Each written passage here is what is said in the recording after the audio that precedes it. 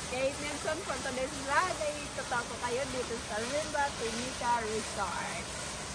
So, samahan nyo ako guys sa aking paglilibot dito sa resort.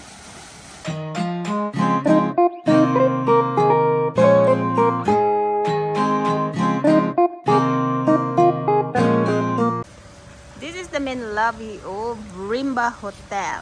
Look at that guys. Yeah, that is the main lobby. Now we're going to get inside the Rimba.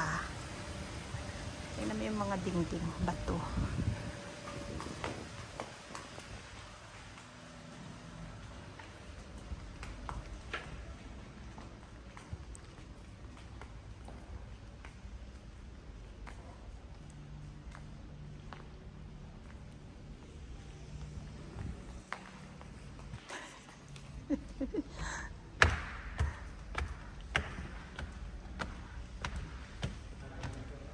Welcome to Rimba Hotel Timika.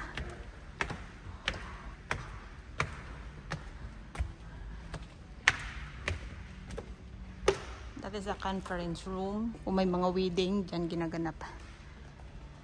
Ayan, nakatat.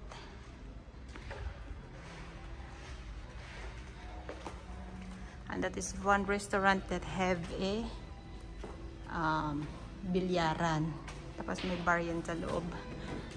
Ganon.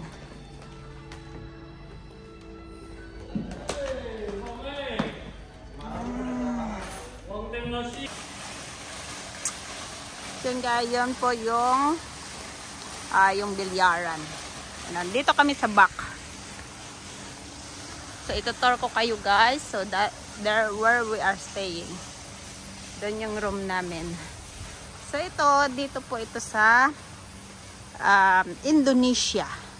Timika. Yung bumaba kami kanina, galing sa bundok na mga 3 hours.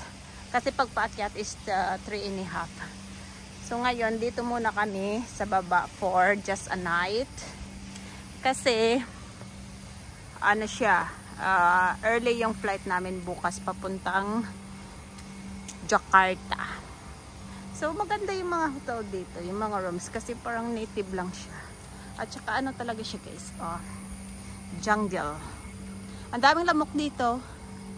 Marami siyang lamok.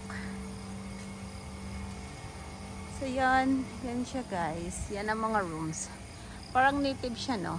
Ang ganda. Pero itong place dito sa Indonesia talagang siya, talaga yun siya guys, kahoy. Kahoy. Yung mga woods talaga, good woods talaga yung mga hotel dito. Ganun, see? Jungle talaga siya.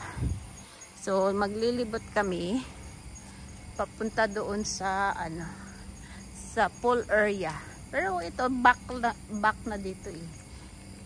Likod na talaga ito dito, likod. So, ililibutin namin. But last time nandito kami nga tayo dito last time. They invited us for the wedding. Yeah, someone is inviting us for the wedding dito last time. It's a gardens wedding. Gardens wedding siya guys, gardens wedding. So, ganun lang siya. Ganda niya, di ba? Very fresh. Kaso lang, pag dito ka sa labas is malamok. At saka ito, hindi naman siya delikado ang area. Kahit na forest siya. Kasi may yan. Safe. May kumbaga may bakod sila na may mga electric. Yung mga bakod nila dito is may mga electric. So, talagang protective area siya. Tsaka bago ka pumasok dito sa area na to, talaga siya, full of security. Kasi nga, di ba, jungle siya. Ito lang kasi yung hotel na malapit-lapit sa airport at saka may free buses sila papuntang airport, back in port yan. At saka pag galing kami ng holiday, dito kami dumadaan, even just for 2 hours bago kami aakyat ng bundok. Dito muna kami dadaan para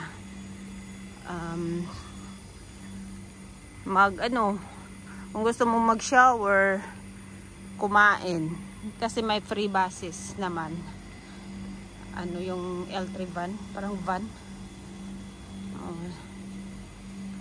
So okay lang siya. Kaya dito talaga yung tambayan ng mga travelers papuntang bundok pag umakyat. Sa pag bumaba naman, dito rin mostly. Kasi convenient nga. Kasi pag sa ibang hotel kami pumunta, medyo malayo-layo pa siya. And then, syempre, magbabayad kami ng taxi. Babayad kami ng taxi. Pero sa September, bababa na kami ng bundok for good. Pero hindi dito kami magstay. Kasi parang ang boring. Parang ang boring pag dito magstay. Wala kang wala man lang mga basta parang walang no activities, parang ganun siya, parang ganun, parang walang mga actividades na magaganap, walang actividades na magaganap. Boryong na boryong ka dito, like in the mountain, boryong na boryong. So dito mas okay pa kasi dun sa mountain, kasi hindi naman malamig dito. Mainit. Mainit dito, mainit. Tsaka may swimming pool, may bilyaran, maglalaro ka mag-isa sa bilyaran, ganun. Para kang baliw doon. Diba? So yun siya guys, ito yung mga mga rooms dito, mga rooms.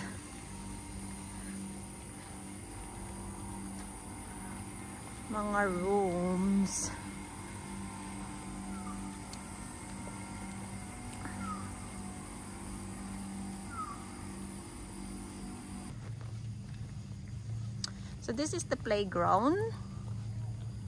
May mga playground din sila, yan siya guys. Actually, it's not totally boring. Unlike in the mountain. Sa mountain, mayroon namang mga activities, gym, everything. Yun nga lang, it's cold. Kaya parang gustuhin mo na lang magstay home than you're going out. Diba? Kaya ako talaga is once in a week or twice in a week ako lumalabas ng bahay. Depende sa isang araw, depende yan kung gusto ko makipagkita sa mga amigas. So this is the pool area, which is not bad. Blue na blue ang water. O diba? Blue na blue ang water. Yan. Yan ang pool area. Hindi naman siya, it's not bad. Ang lalaki ng mga bato, diba? Lalaki ng mga bato dito. Tsaka talaga, maganda. It's really nice place. Pero yun nga lang, sabi ko, bored ka dito kasi malayo siya sa pamilihan, shopping, ganon, some other things. Tsaka yung mga buses is by schedule siya, or the van. Are going in here inside for a while. So yun siya guys, punta tayo ng pool area, which may restaurant doon. So yun siya, maganda naman, not bad. Kaso lang parang mag-swimming sana kami, pero today is very cloudy. I think it's cold to go swimming. So natulog kami after kasi 3 hours bus is going down from the mountain is not fun. Just a restaurant na kami kumain kanina. Pagka ano, ay so cute siya.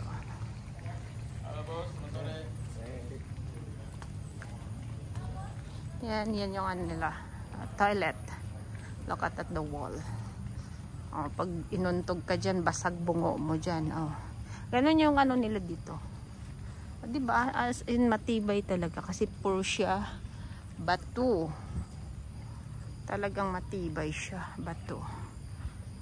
So that is for today's video, guys. Hope you like and subscribe my channel. This is Kate Dimson. Thank you so much for watching.